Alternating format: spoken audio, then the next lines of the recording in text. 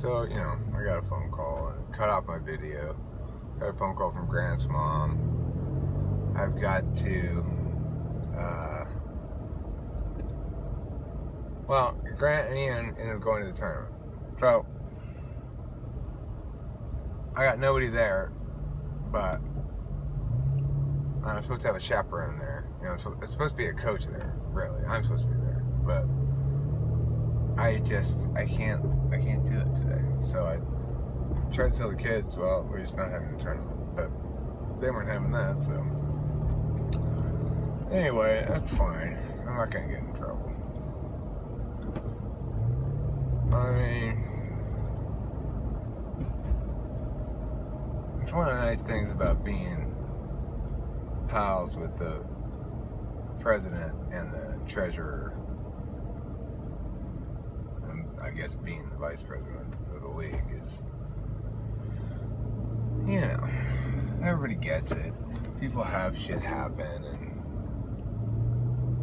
and especially with a small entry like mine, nobody's gonna bust my chops. I only got 2 kids there, and Grant and Ian aren't gonna get in any trouble. Alan and Edmund might if they were there, but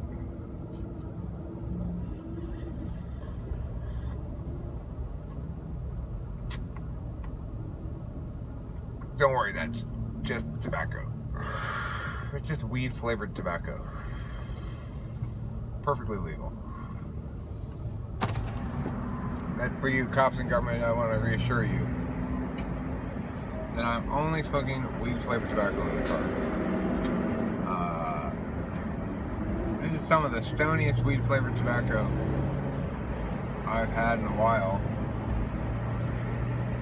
But, when we talk about stoniness with weed flavored tobacco, it means a different thing. It doesn't mean you're actually getting stoned.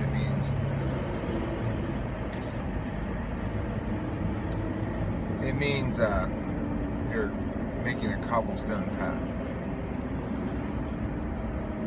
I'm making a cobblestone path. I'm walking on cobblestone today. Cobblestones are a totally gay way to make a path. Whoa.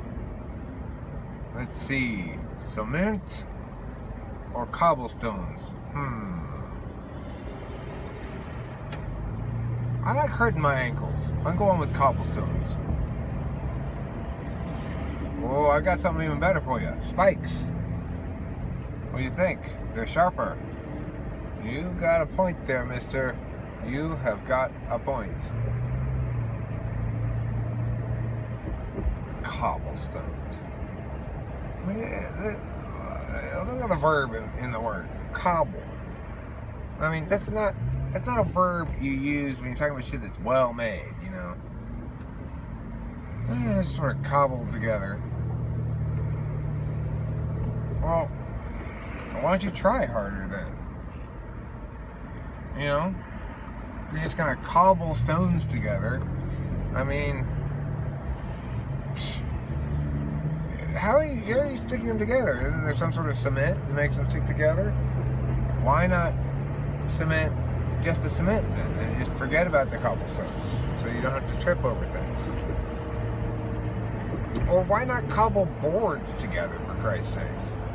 They're flat. Cobblestones, I tell you. Well, people never learn. People will never, ever, ever learn.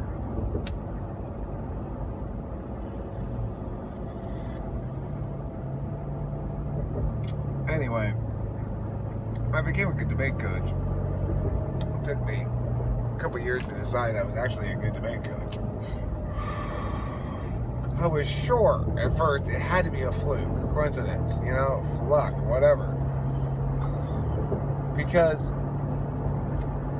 it couldn't be that I was actually a better debate coach than the other coaches. After all, I'd never coached debate before, and my debate experience was from decades prior.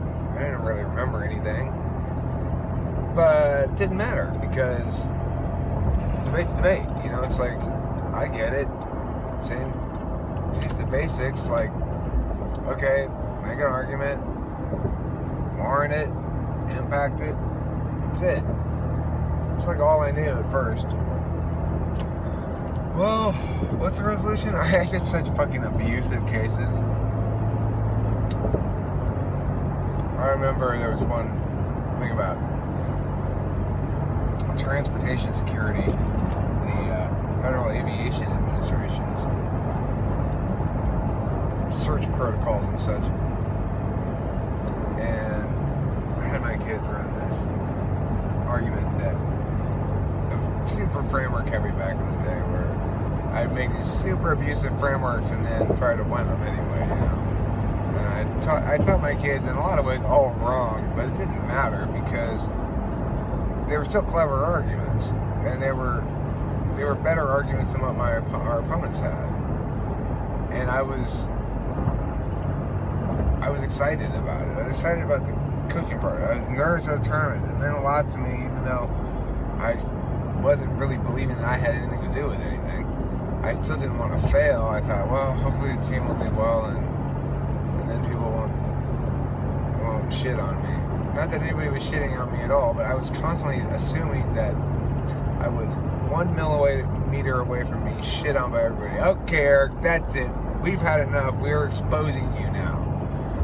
You are a fucking fraud. You have no skill, no talent. You are lazy as fuck.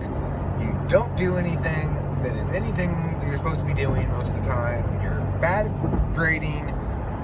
Half the time you just throw their papers away because you don't grade them. I was sure I was going to get just called out any minute now, all the time, for being such a fucking worthless failure. Except I totally wasn't. When I became director of school and I saw what other people's work was like, I was like, oh my god, these are not adults. My debaters are so much better than this PhD. My 8th grader is so much smarter than this PhD. How can that possibly fucking be?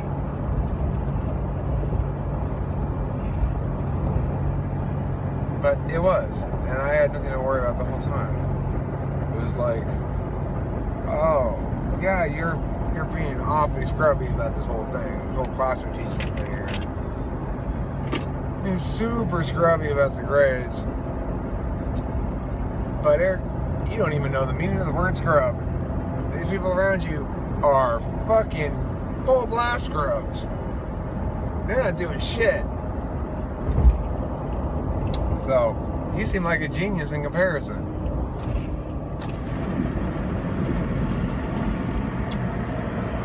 Anyway,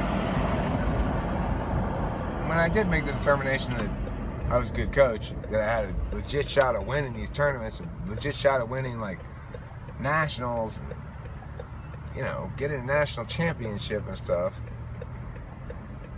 well, I started to put my whole ass into it. And then I got an assistant coach at my other job. So I was coaching at Rebay. I was the middle school coach, but I was also program architect and only teacher for a while at Kudos, which me and the owner built into a juggernaut, you know? It's a huge, huge program. And in my capacity there, one of my third hire, I had 2 debate coaches that both left after like a semester. One of them had a family emergency, had to go back to Michigan, and the other one just, I don't know. Well, the replacement just stayed on till the end of the year. He didn't come back. So anyway, the next person I hired after him was Scott Wheeler, who is the best coach in the country right now, probably. He's certainly in debate circles. You mentioned Scott Wheeler and Jerry Wang. You know, people know about Peninsula for sure, and they know what a beast fucking policy team they have, what a policy squad they have, and they got national champions, the leaders running, the Wheeler's always in the mix at TOC and national champions, and often gets it. The smartest ESTJ I ever met. he taught me a lot about coaching debate. He taught me a lot about debate in general. I'd ask him a shit ton of questions about, well, I remember when he caught me. Like I'd never really been caught before. Like he caught me one time. I remember the exact instance too, where I was saying, I was making an analogy, right? I was going, look, I'm not. The best way to do things is to just get your hands in it, and you don't make a stir fry by planning it all out. You add a little, you taste a little, you add a little, you taste a little, And he's like, yeah, but Eric, stir fry is the exception. After all, most dishes do require you to follow a recipe, and most dishes of any significant value or complexity run the serious risk of failure if you attempt to use the methodology you're using. For example, baking a cake. I was just like, what? What just happened? What the fuck just happened?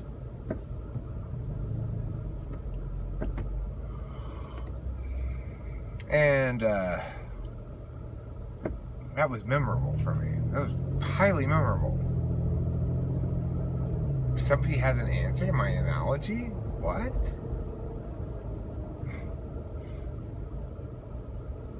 But anyway, Will was a good debater. He and I had some throwdowns. He could hold his own with me for sure. I debated Freeman, who was much worse than Wheeler or me, but I lost to Freeman a couple of times because I just wouldn't prep at all, and he fucking prepped the shit out of me. And I just was too cocky. One time I prepped it out a little bit, and then it was pretty close, but the kids voted against me. I remember being very pissed about that because I thought I had won that. I won Framework.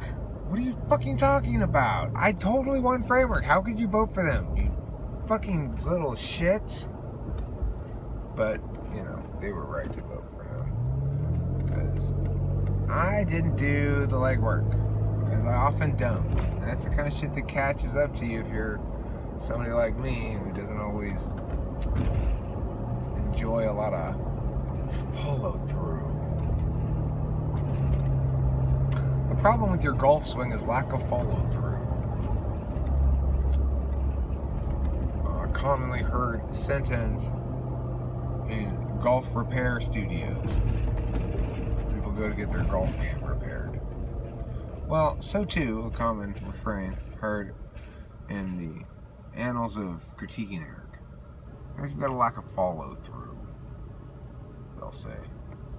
I'll go, boy, you ain't just whistling this ticks and chew. That's how I say it. It's a little different than the conventional aphorism. I don't like saying the word D-I-X-I-E because it reminds me of my dead cat. No, not Schmitty Rental. Dixie. Also known as Kitty Meow. Formerly her name was Dixie. I never call her Dixie. I always called her Kitty Meow. But, there you have it. More important, tangential, informative, and help shed valuable light on the misty, moggy, foggy, muggy, smoggy morning air of this video. So, what am I talking about? I'm just being glib, basically. Speaking of going back to the school topic from earlier, I remember writing a paper for Mr. Bryn, English teacher in high school, about William Shakespeare. The only thing I remember of the paper at all was that I referred to William Shakespeare throughout the paper as Bill, and Mr. Bryn wrote on it, a tad glib. He was right. It was too glib. This video, I guess I'd say it's right on the edge of too glib. I guess it depends how much you like glibness, or glibberiphilia, as it's sometimes called, the artifacts of glibbening. If you also have a sensitivity to high glibbenin levels, then you may not like this video, because the glibbenin levels are off the charts. No, Eric, you just got done saying it was medium.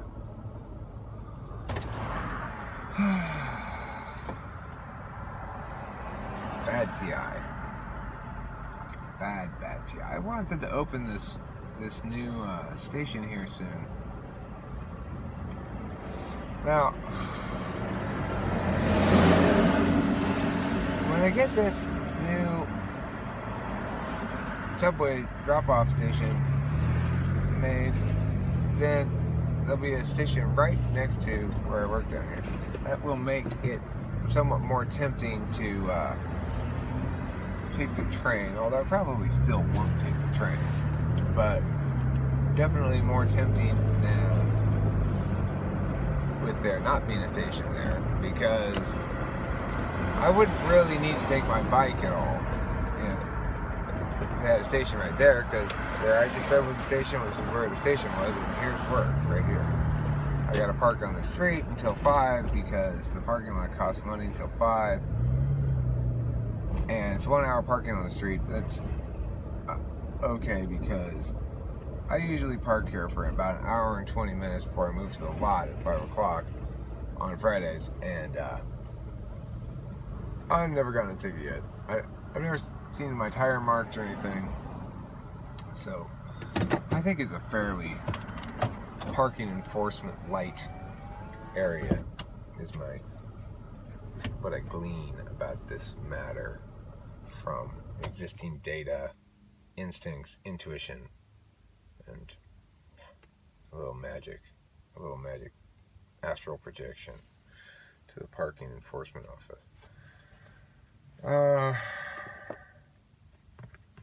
So what makes up my life now? Well, for the last long time now, it seems, there's probably only like 2 or 3 years, I've been more interested and more about talking with famous people than anything else.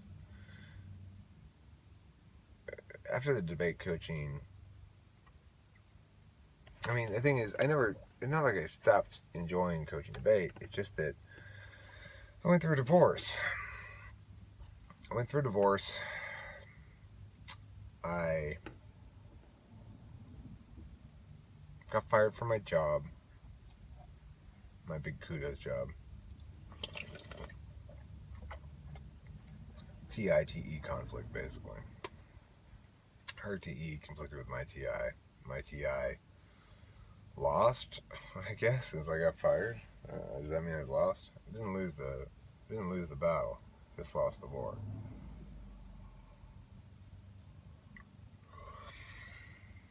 Anyway, that scumbag's gonna get what's coming to her.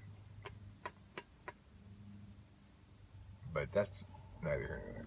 So then I had this period of my life when I was getting divorced, or going into a divorce, or coming out of divorce, or I guess not really coming out of it, but during the whole divorce period, I had autonomy and Kimball were main things in my life, and my divorce. Kimball and I were going to do the business together, but there just wasn't enough money in it to support us both, kind of at the gates. We butted heads over some things. I wanted more intuitive playroom, and she wanted more structure. And she was probably right, but I didn't like how we were making wrong practical decisions instead of right decisions that would have been practical long term but required more of an investment up front. I wanted to build this whole architecture of shit out front. So, you know, every card I made, therefore, would be fit into this database architecture. It was the beginning of Milk Lab. I really wanted to make the Milk Lab, and Kimball was like, we don't need to do that to start the business. We need to start the business and stop worrying about these other things you're dealing with, these other ideas you have and shit. You're being too ENTP, basically, is what you told me, and I didn't know at the time. I hadn't been... I skipped over quitting drinking. I quit drinking somewhere in there, too. That was huge, of course, but I hadn't ever... This is why. I hadn't really ever been empowered like that prior, and so I didn't get my own limits. I didn't get the sort of things you have to watch out for. I just sort of rolled big and fucking abrasive, loud, don't give a fuck, both middle fingers in the air everywhere I went. And it actually served me surprisingly well for a little while.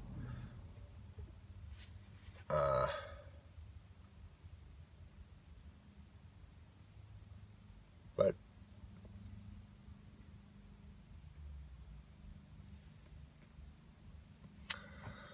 regardless, now I find myself settling into what increasingly looks like a very long, slow haul here with talking to Spanish people. It grows bit by bit. Probably by a year from now, I'll have 5,000 viewers, 5,000 subscribers, maybe 6,000. I've got 3,500 now, but you know, I just have pretty limited views. The thing I got going for me as a channel is the cumulative value of a bunch of different videos, each of which produces a little bit of something maybe. But then I got, of course, the personal value of it, which is ultimately the most important thing. The fact that I can go hang out in the raw room, that I can make videos like this when I'm driving to work, that I have someplace to put them, that there's at least some people out there who care enough about my life to watch me talk about things. Care enough about, who think I'm doing this well enough to pay attention to me. There's enough people in the world who do. I think that I have this incredibly gratifying opportunity to meet a bunch of people all the time and be heard and listen to other people too and have impact and stuff and all that good jazz. All the FE stuff, but more than just the FE stuff, the SI stuff, to keeping track of myself. The meta art project, the sense of being productive when I'm driving to work. This has been a productive trip to work, as far as I'm concerned. So, I guess I'm going to end this video by saying I'm coming back to debate with an enthusiasm and a confidence and a level of calm and professionalism that I really haven't been able to bring to the table before, for one of any number of possible reasons. You know, there was a time when I was too much of a drunk to trust myself really with debate. It's like I really had to exercise a lot of self-control and discipline to not get drunk at the wrong times, and I managed to successfully. I had some borderline times, like getting drunk on the plane back from the tournament, the nationals or something. But after we'd won a bunch of big fucking trophies, nobody gives a fuck, you know? So, anyhow, I'm capable of building some big ass programs again. And I'm capable of accomplishing a great deal with them. More so than I did before, probably. If I go the full ass route. The thing is, it's time for me to turn my attention to what is a actual, real, concrete, money-making endeavor. That is to say, winning debate tournaments, coaching debate. The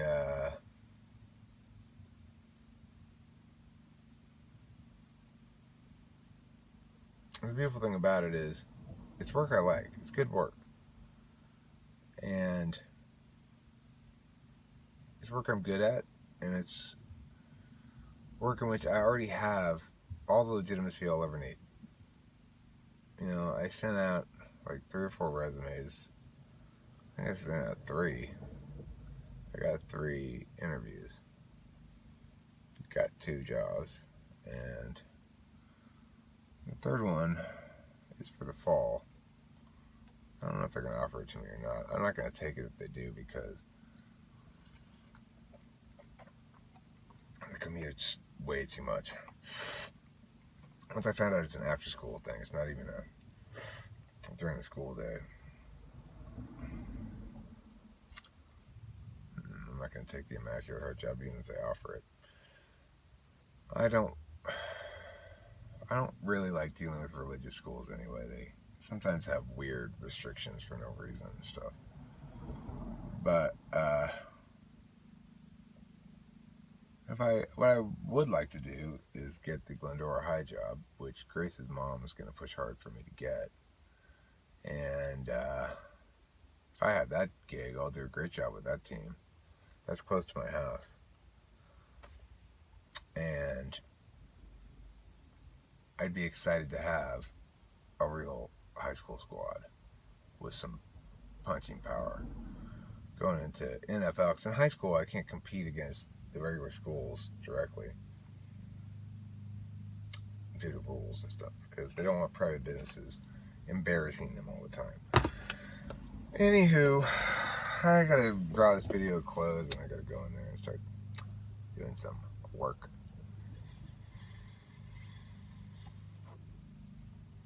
The point being that I see my life now as comprised of basically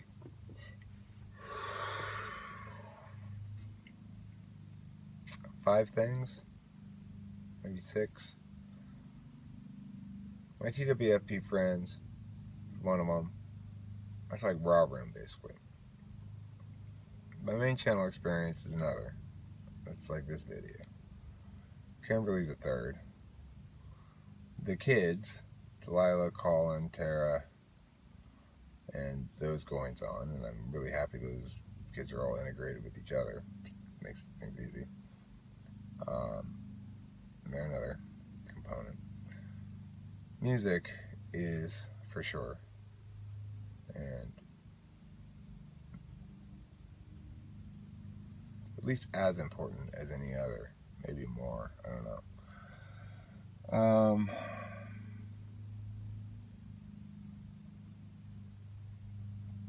My parents, my aging parents, my ailing mother. That's an area of concern and focus for me right now. I would toss into there, as well as another TwFP thing, which is TwFP drama. Is a big part of my life. Kimberly really enjoys it. I enjoy it a lot too. It's different than my friends in the raw room conversations we have, which are great, and it's different than just the whole raw dynamic where, you know, sometimes strangers come in and I meet them. That's great too, and whatever. It's different than that. It's different than the main channel dynamic. It's a drama that I'm not directly associated with, but that we hear about for the channel, and that Kimberly gets in the mix with, and Kimberly and I get to talk about that kind of stuff. We can gossip about shit, and, you know, it's pretty special for me, for as a 47-year-old man, to have such a broad and diverse group of friends, and acquaintances, and to be able to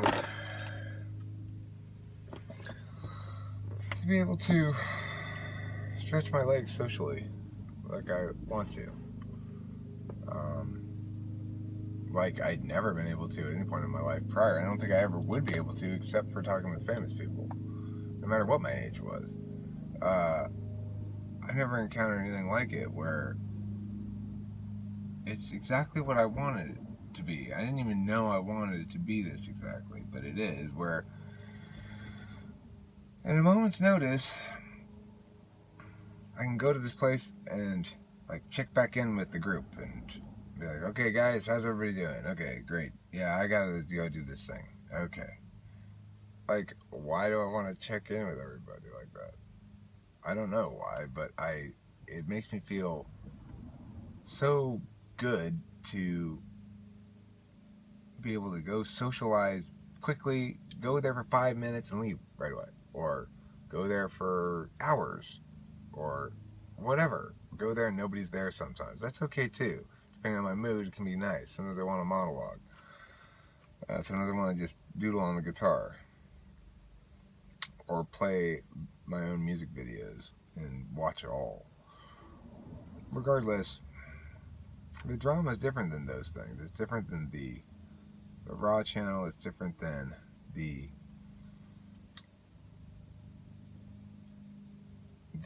main channel. It's a way that Kimberly and I link about TwFP. And that's super important to me, because she's super important to me. And it was always kind of a dream that I get with a chick who didn't hate on everything I did all the time, like Candace did. Now, Kimberly hates on a lot of shit, frankly. She's been pretty critical of me in general lately, but I think we got past that little bump in the road. I'm pretty sure we did. You know, I have to remind her, Kim, you need to look at the big fucking picture and remember that you should compare me against any of a number of possible alternatives. Compare me against other people, fine. Don't compare me against your idealized version of me, because you don't get that. You get me or an alternative. And if you look a little bit more big picture than how annoyed you are with me right now at some totally inconsequential nonsense, you'll recall that you should be happy and appreciative of me, as I am appreciative of you. And she thinks about it for a couple hours and comes back to me and apologizes usually, or expresses to me that she feels remorse or something. And then the problem goes away for usually a long time. It'll come back up again. You know, we all get crabby. We all get in these spaces where it's like, what else are you doing to annoy me today? You know.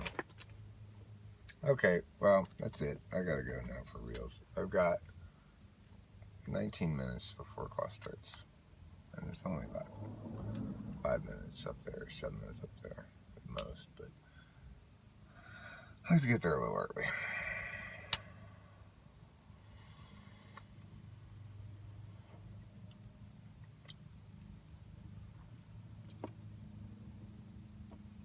Okay.